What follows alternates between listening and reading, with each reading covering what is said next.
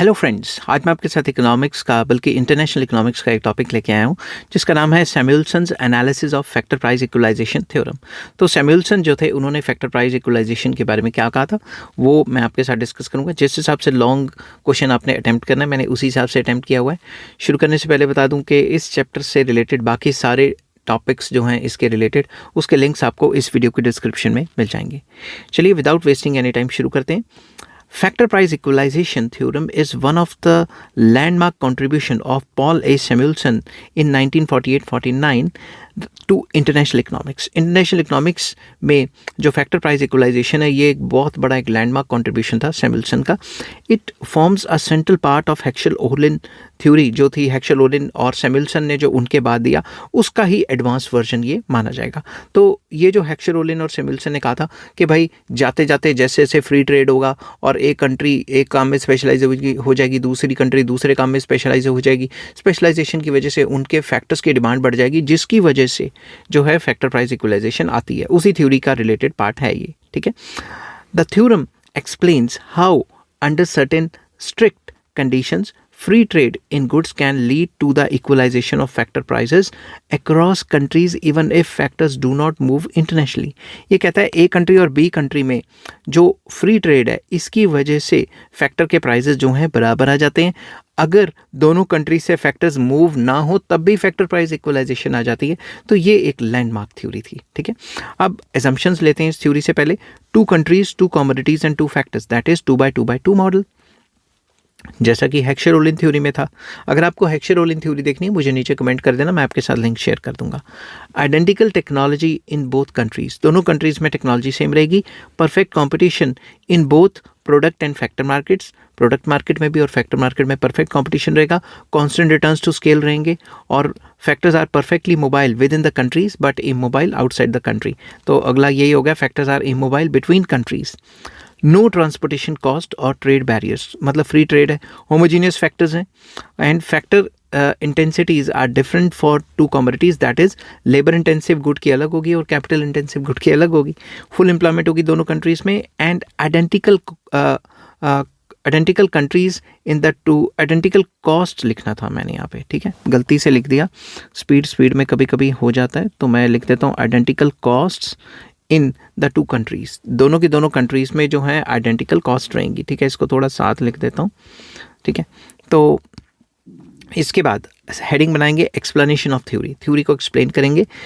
Late the price of X good be determined by, इसमें कुछ equations हैं जो आपको याद करनी पड़ेंगी। तो late the price of X good का जो प्राइस है वो डिटरमिन होगा इस इक्वेशन से। पी एक्स मतलब price of X good, it is equals to A L X means labor needed to produce x good, labor needed to produce x good multiply by w क्या हो गया, wage rate, plus a के X क्या हो गया, capital needed to produce X good, कि कितना capital चाहिए हमें एक्स गुड बनाने के लिए, multiply by R is the interest rate. तो एक्स गुड का प्राइस डिटरमिन होता है कि भाई लेबर कितनी चाहिए मल्टीप्लाई बाय उसकी वेजेस, कैपिटल कितनी चाहिए मल्टीप्लाई बाय उसकी वेजेस, ठीक है। If price of X and price of Y becomes equal across nations, the technologies are identical, then only solution possible occurs when W and R must also becomes equal। तो simple words में if price of X and price of Y becomes equal across nations, अगर ये दोनों के prices same है and technologies भी identical हैं, then only solution is possible, तभी सॉल्यूशन पॉसिबल होगा कि डब्ल्यू और आर भी तभी इक्वल हो पाएंगे। तो सबसे पहले दोनों कंट्रीज में प्राइसेस इक्वल होना इनकी मेन कंडीशन है। Equal commodity prices plus identical technology होगी तभी इक्वल फैक्टर कॉस्ट प्राइसेस होंगे, वरना नहीं होंगे। तो सबसे पहले एक कंट्री से जो फालतू माल बनता है वो दूसरे कंट्री चला जाएगा, तो इतनी ज़्यादा उसकी जो है दूसरे कंट्री में हम एक्सपोर्ट करना शुरू कर देंगे कि हमारी जो होम डिमांड है वो पूरी ना हो पाए, ताकि होम डिमांड में प्राइसेस बढ़ जाएं। तो होम डिमांड जो घर पे बनती है चीज़, उसकी घर पे जब प्राइस बढ़ेगी और जब दूसरे कंट्री में प्राइसेस है उतनी हो जाएगी, तभी फैक्टर प्राइस इक्वलाइजेशन होगा। इस थ्योरी का ऐसा मानना था।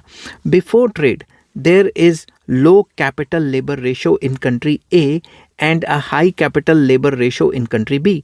ट्रेड से पहले एक कंट्री में जो लेबर कैपिटल रेशो है मतलब जो कैपिटल लेबर रेशो, मैं उल्टा बोल गया, कैपिटल लेबर रेशो मतलब कैपिटल डिवाइडेड बाय लेबर, इसकी जो रेशो है वो कंट्री ए के अंदर काफ़ी कम है और कंट्री बी में काफ़ी हाई है, ठीक है।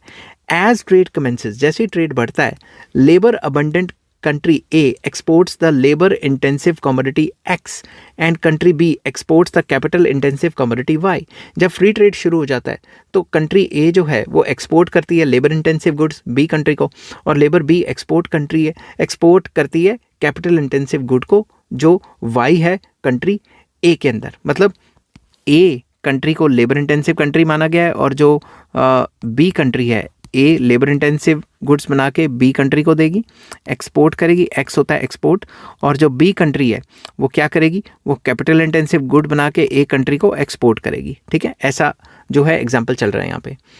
The export of labour intensive commodity x by country A creates relative scarcity of labour and consequently rise in the wage rate. अब ए कंट्री ज़्यादा लेबर इंटेंसिव गुड बना के बी में भेज रही है तो जो लेबर है वो स्कार्स हो जाएगा, और लेबर का जो है यूज़ डबल ट्रिपल करेंगे तो लेबर क्या हो गया, स्कार्स। अब अगर लेबर स्कार्स हो गया तो लेबर क्या करेगा, लेबर स्कार्स होगा तो लेबर सिंपल वर्ड्स में जो उसकी सप्लाई कम होगी उसकी वजह से जो लेबर की जो वेजेस हैं वो बढ़ जाएंगी। It also leads to rise in the capital labour ratio, इसकी वजह से कैपिटल लेबर रेशो भी राइज होगी, ठीक है। एक तो उसकी प्राइस भी बढ़ेगी, ऊपर से वो स्कार्स भी हो रहा है।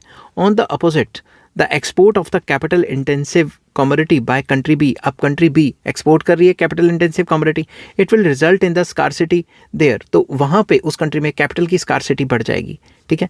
It will cause a rise in the price of capital that is rate of interest, तो उस कंट्री में जो प्राइसेस ऑफ कैपिटल हैं वो जो हैं बढ़ जाएंगे क्योंकि कैपिटल स्कार्स हो जाएगी, क्योंकि उनको कैपिटल ज़्यादा बनानी है, कैपिटल को इस्तेमाल करके कैपिटल गुड्स बनाने हैं।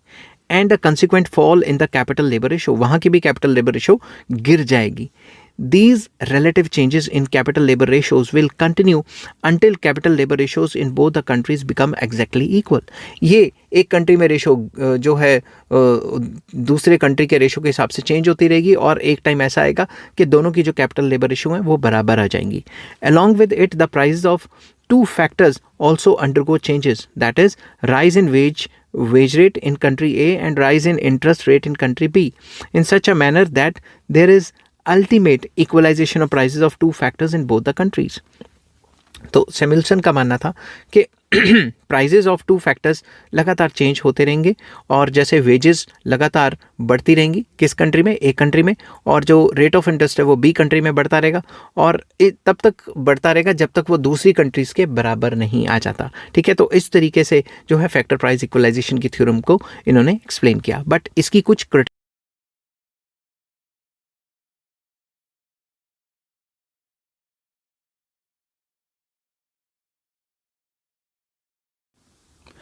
तो अब हम डिस्कस करेंगे कि इस थ्योरी की क्रिटिसिज्म क्या है। हर एक थ्योरम की कोई ना कोई क्रिटिसिज्म तो होती ही है। चलिए शुरू करते हैं। फर्स्ट पॉइंट आ जाता है assumptions rarely hold in reality. जैसे कि उन्होंने परफेक्ट कंपटीशन की एजम्पशन ली है, आइडेंटिकल टेक्नोलॉजीज़ ली हैं एंड नो ट्रांसपोर्टेशन कॉस्ट ली है, ये तो अनरियलिस्टिक हो गया ना काफ़ी ज़्यादा।